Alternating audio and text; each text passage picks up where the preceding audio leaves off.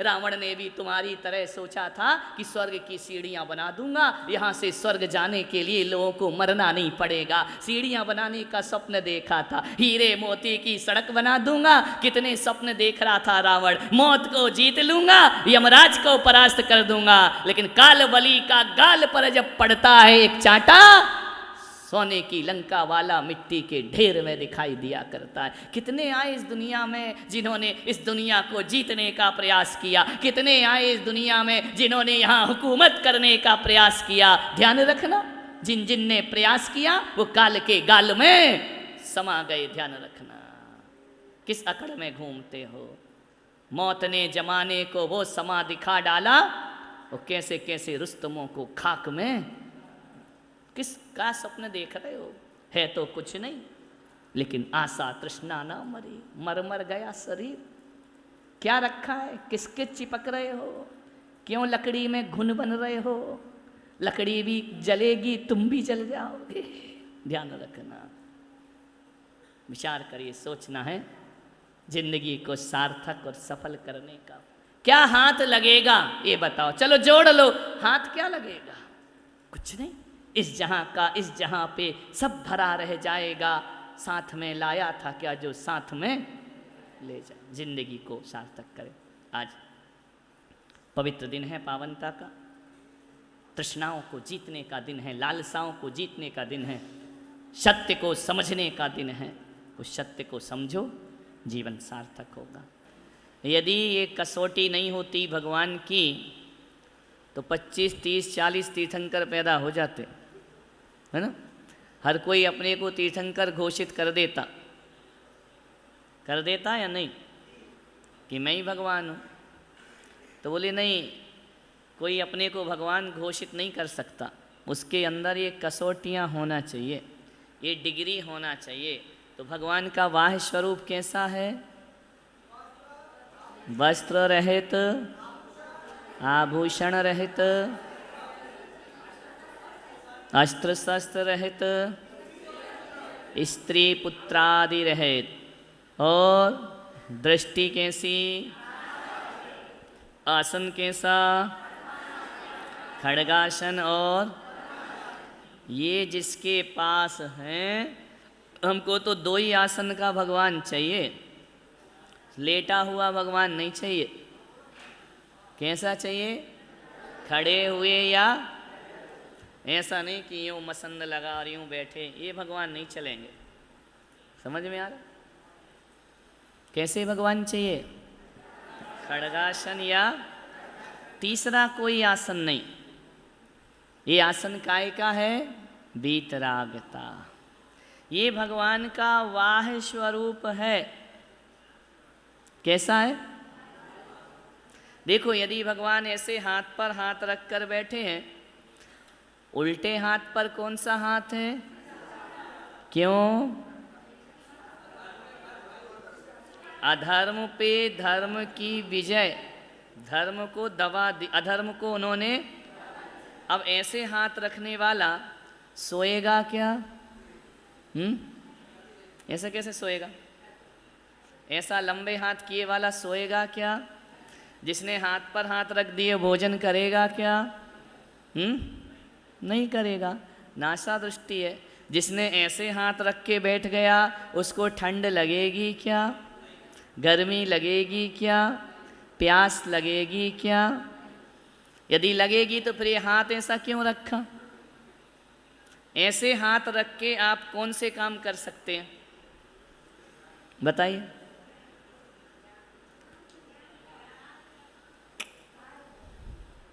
कार्य, दैनिक कार्य कौन सा कर सकते? यदि आपको बोले कि आप पूरे दिन ऐसे बैठे रहो, तो अब आप दैनिक सांसारिक कौन सा कार्य कर सकते हैं? कुछ नहीं कर सकते। कुछ नहीं कर सकते, इसका मतलब कृतकृत्य हो गए। कैसे हो गए? अब उनको कुछ भी करना शेष नहीं। आप ऐसे बैठे, इसमें तो सब कुछ कर सकते हो, पैर हिला सकते हो, ऐसा कर सकते, वैसा कर सकते, नज़रें घुमा सकते हो। उनकी नज़रें घुमाने का मना कर दिया। कैसी है? दृष्टि नासा पे धरे, यहाँ वहाँ देखने का ही नहीं। समझ में आ रहा? अपन क्या कर सकते हैं, इस चेयर पे बैठ के सब कुछ, खुजली कर सकते हैं, ये कर सकते हैं, ऐसा कर सकते हैं, पैर हिला सकते हैं, सिर हिला सकते हैं, टिक सकते हैं, वो नहीं कर सकते उस मुद्रा में। समझ में आया? इसका मतलब कर नहीं सक रहे हैं या हो नहीं रहा है? बोलो, होता नहीं है। इन सब क्रियाओं से वो रहित हो गए हैं, है ना? कैसे हो गए? आपको सीधा खड़ा कर दिया जाए, बोले अब पूरी दैनिक क्रियाएं करो खड़गासन में, कैसे करो? तो इस दो मुद्रा का नाम है कृतकृत्य। समझ में आ रहा? कुछ भी नहीं करना उनको। समझ आया? ये भगवान का कौन सा स्वरूप है? वाह स्वरूप। अब देखें, क्या भगवान भीतर से भी कुछ स्वरूप है उनका? ध्यान रखना, यदि भीतर से नहीं होगा तो बाहर भी नहीं होगा, है ना? तो भीतर से क्या स्वरूप है भगवान का? 18 दोषों से रहित हैं। अब पक्की कसौटी है, अब वो भगवान माने जाएंगे, अब उनको डिग्री मिलेगी भगवान की। अकेले बात, ऐसे तो तुम भी बैठ सकते हो आधे 1 घंटे पद्मासन में, खड़े तुम भी हो सकते हो, तो क्या भीतर की चीज़ें हो गई आपके अंदर? नहीं हुई। आधे घंटे 1 घंटे बाद आप फिर चेंज हो जाएगी पोजीशन, उनकी कभी नहीं होती, है ना? अब वो भीतर से भगवान कैसे हैं, और बाहर का तो स्वरूप समझ लिया। भीतर से भगवान 18 दोषों से रहित हैं। कितने दोषों से? 18 दोष रहित जिनवर अरिहंत देव को नमस्कार। पढ़ते हैं कितने दोषों से रहित हैं? जो 18 दोषों से रहित हो जाएगा उसको अरिहंत की डिग्री मिल जाएगी। उसके पहले यदि तुमने अपने को लगाया अरिहंत शब्द तो आप वैलिड नहीं हैं, है ना? आप प्रमाणिक नहीं हैं, आप हमारे अरिहंत नहीं हो सकते। क्लियर हुआ? तो जिससे जो 18 दोष से रहित हो गया ना, उससे बड़ा ज्ञानी कोई नहीं, उससे बड़ा शक्तिशाली कोई नहीं, उससे बड़ा सुखी कोई नहीं, उससे बड़ा दातार कोई नहीं, उससे ज़्यादा शुद्ध फिर कोई और। अशुद्ध किससे? हम दोषों से, है ना? अब वो कैसे हो गए? दोषों से रहित हो गए, शुद्ध हो गए। मालूम है अशुद्ध आत्मा कौन? जो 18 दोषों से सहित है। शुद्ध आत्मा कौन? जो 18 दोषों से रहित है, वह शुद्धात्मा है। अपन लोग शुद्धात्मा हैं क्या? बोलो क्यों? अपने अंदर क्या है? देखो अपनी क्या आदत है और भगवान की क्या आदत है। अपन लोग जानते बहुत कम हैं, जानते देखते बहुत कम हैं, पर राग द्वेष बहुत करते हैं। इसको बंद कर, आवाज आ रही है। अच्छा उसमें उसकी आवाज बंद कर, रिपीट होता है। अपना जीवन कैसा है? जानते तो बिल्कुल कुछ नहीं, लेकिन राग द्वेष कितना करते हैं? बहुत ज्यादा, अंतहीन। जानते राई भर हैं और राग द्वेष कितने हैं? पहाड़ भर। और भगवान जानते पहाड़ भर हैं, राग द्वेष बिल्कुल नहीं। समझ में आ रहा कि नहीं आ रहा? क्लियर हो रहा? अपन को ये नहीं मालूम है, यदि पलट के ना देखो तो पीछे चुपचाप कोई आके बैठ जाए, इतना भी ज्ञान नहीं है कि कौन बैठा है क्या? नहीं है ना? लेकिन राग द्वेष कितने हैं? पहाड़ बराबर। ज्यों ज्यों ज्ञानी होगे त्यों त्यों राग द्वेष मिटेगा। समझ में आ रहा? ज्यों ज्यों अज्ञानी रहोगे त्यों त्यों राग द्वेष। और भगवान कितना जानते हैं?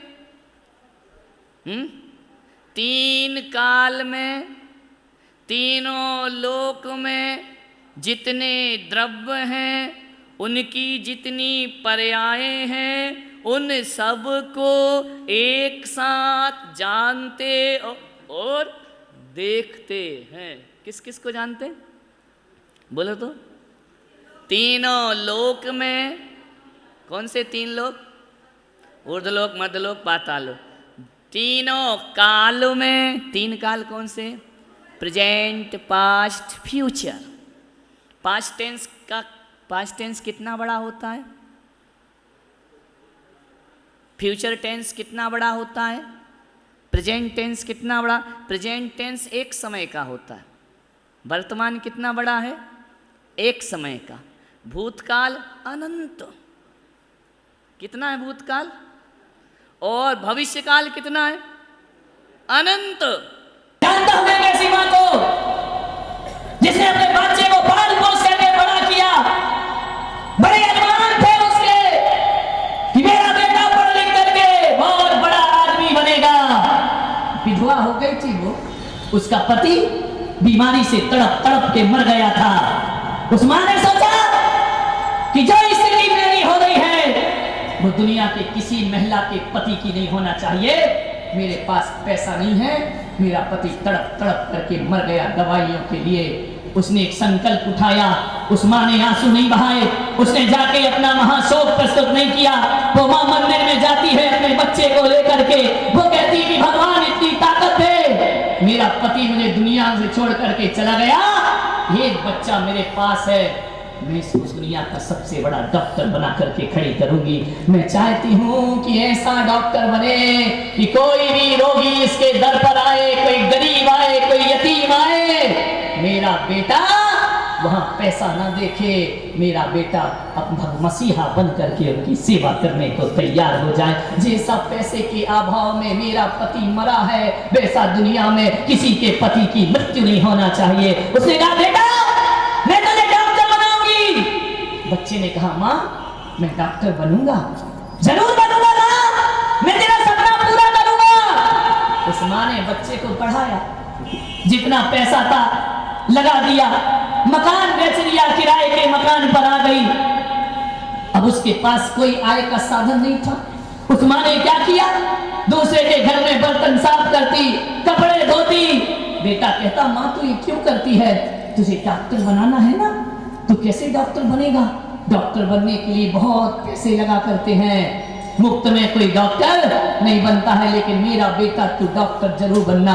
उसने कहा मां मैं तेरा सपना जरूर पूरा करूंगा। 12वीं क्लास तक उस मां ने उस बच्चे को गांव में पढ़ाया, मेहनत की, मजदूरी की। तू मेरी चिंता मत कर, जिस दिन तू डॉक्टर बन जाएगा ना ये मां सब काम छोड़ देगी बेटा, देखना अपने अच्छे दिन जरूर आएंगे। क्या हुआ, पढ़ने के बाद उस बेटे को डॉक्टरी करना है तो शहर जाना पड़ेगा, और शहर जाने के लिए पैसों का इंतजाम करना पड़ेगा। उस मां ने कहा तू चिंता मत कर, मैं बैंक से लोन ले लेती हूँ, कर्ज ले लेती हूँ, मेहनत मजदूरी करके तेरा कर्ज चुका दूंगी, तू बस एक बार डॉक्टर बन जा मेरे बच्चे। माँ गई, उसे ट्रेन में छोड़ करके आई। माँ को बड़ा दुख हुआ, माँ ने कलेजे से लगाया उस बच्चे को। बच्चे ने कहा माँ बरसों बीत गए, समय बीत गया, माँ गांव में पड़ी है, बेटा डॉक्टर बनकर शहर में रह रहा है। एक दिन माँ बीमार पड़ गई, बहुत ज्यादा बीमार हो गई। गांव के लोगों ने कहा पगली कब तक मेहनत मजदूरी करेगी, देख तेरा बेटा कितना बड़ा डॉक्टर है, जा उसके पास चली जा और अपना इलाज करा देना।